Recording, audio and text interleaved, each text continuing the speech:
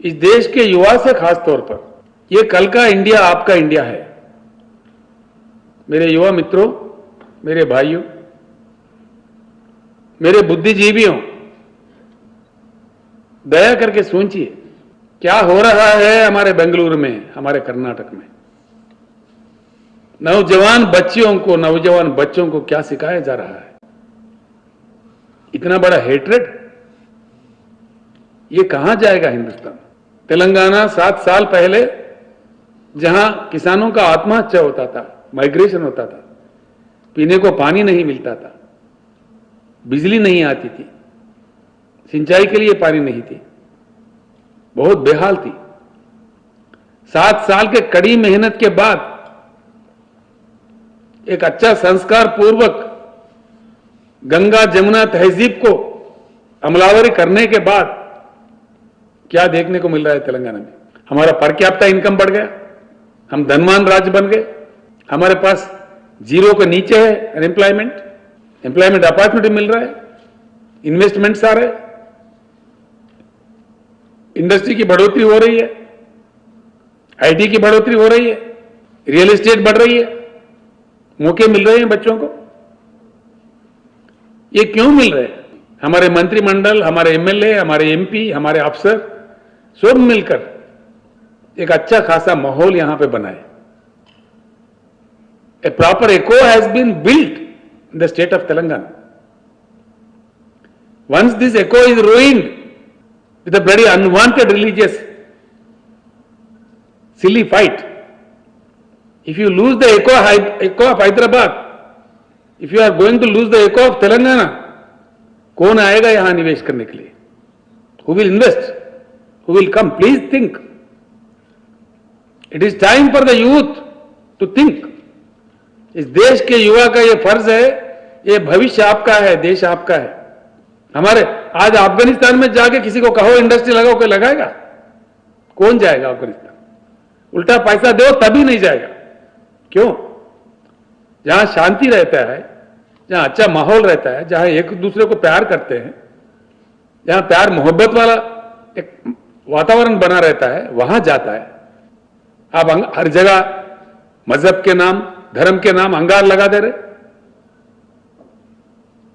ये क्या तरीका है? कौन नहीं मानता भाई भगवान को इस देश में? कितने लाखों मंदिर है गांव में, लाखों मंदिर है हमारे पास, हर दिन मंदिर बनते रहता। कौन पूजा नहीं करता भगवान का? हर कोई करता। लेकिन भगवान के नाम पे, धर्म के नाम पे हिंसा, ये हेट्रेड, क्या करना है आप? इस देश को किधर ले जाना चाह रहे हैं? आखिर ये प्रवृत्ति यहां तक जा रहा है।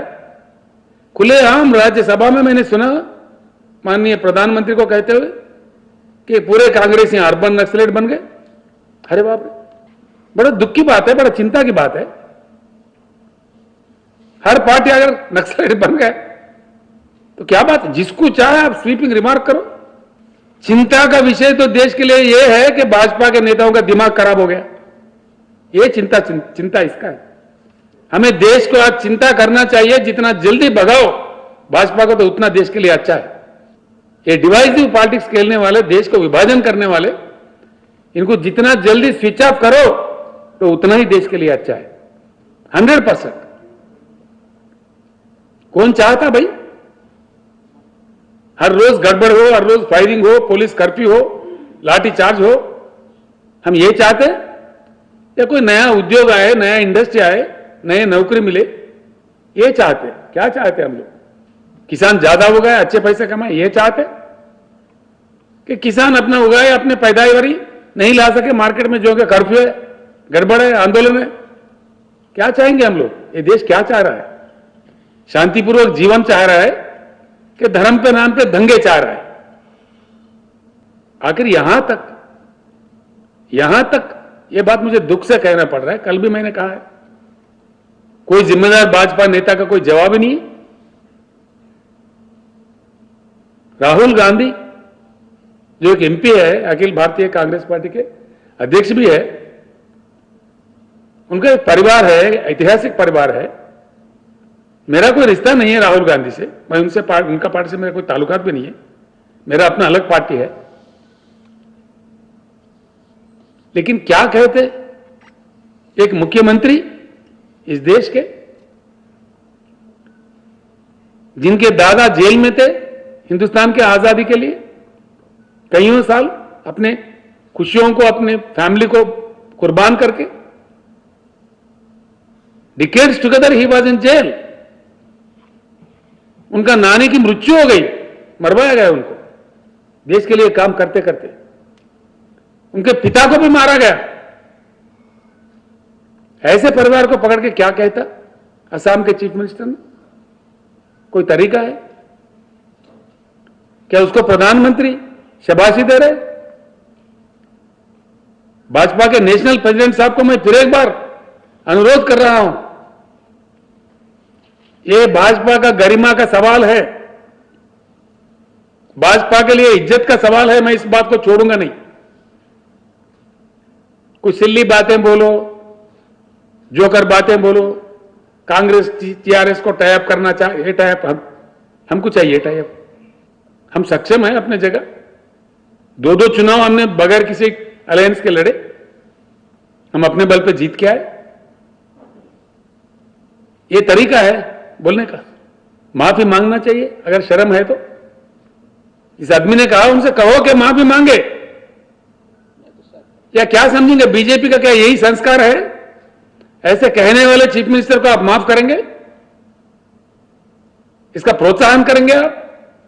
ఈ విధంగా మాట్లాడే వాళ్ళను ఈ పార్టీని ఏం చేయాలి? దయచేసి ప్రజలు ఆలోచించేయాలి. ఇట్లా మాట్లాడవచ్చునా? ఒక ముఖ్యమంత్రి, ఒక నాయకుని పట్టుకొని, ఒక ఎంపీని పట్టుకొని, ఒక చరిత్ర ఉన్నటువంటి కుటుంబం నుంచి వచ్చిన వాళ్ళని పట్టుకొని ఇది ఏ తండ్రికి పుట్టినామో అని అడిగేటువంటి కుసంస్కారంతో ఉండొచ్చునా? ఈ పద్ధతేనా? ఎంతవరకు కరెక్ట్ అండి? ఇది ఏమనిపిస్తుందండి? ఇది దేశమానండి? No, sorry, very sorry. And దీన్ని భారతీయ జనతా పార్టీ ప్రోత్సహిస్తుందానండి? దయచేసి మీకు చేతులెత్తి నేను మిమ్మల్ని కూడా వేడుకుంటున్నా, మీరు వెంటాడాలి వాళ్ళని దయచేసి ప్లీజ్. ఇది కాదు మన సంస్కారం, మన దేశ సంస్కృతి కాదు ఇది నేర్పలే మనకి ఇవ్వలు. ఎక్కడ చెప్పినండి మనకి ఇట్లా? ఇది too much intolerable. I'm very sorry for this. And we will continue to చేస్ Bharatiya Janata party, yes, on this issue. We are not going to keep quiet. इससे साफ मालूम हो जाएगा देश को कि भारतीय जनता पार्टी का संस्कार क्या है, कैसे लोगों को ये प्रोत्साहन करते हैं, दूसरों को किस प्रकार का गाली गलौज देते हैं. कहो साफ, अगर आपका वही संस्कार है तो कह दो, जनता फैसला दे देगा. ये बड़ी दुख की बात है, बड़ी चिंता की बात है. चिंता तो इस बात पे है, चिंता करना चाहिए देश को, देश में मंथन होना चाहिए.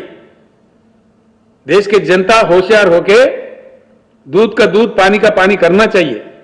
देश के भलाई अगर चाहता है, इस देश को बरकरार रखना है, हिंदुस्तान को एकत्रित रखना है, हिंदुस्तान को विकास की तरफ ले जाना है, एक नई उमंग से, नई सोच से, एक नया दिशा में चलना चाहिए. हमको इनके चक्कर से बाहर आना चाहिए. ये जरूरी है. इस देश के माहौल के लिए, जो माहौल अच्छा माहौल है यहां पे, शांतिपूर्वक, प्रेम पूर्वक, उसको बनाए रखने के लिए देश के युवा सबसे पहले कमर कसीटना चाहिए. युवा को निकलना चाहिए, इनके गरेब में, इनके चक्कर में नहीं आना चाहिए. ये कहां ले जाएगा? क्या नतीजा होगा? इसका रिजल्ट क्या होगा?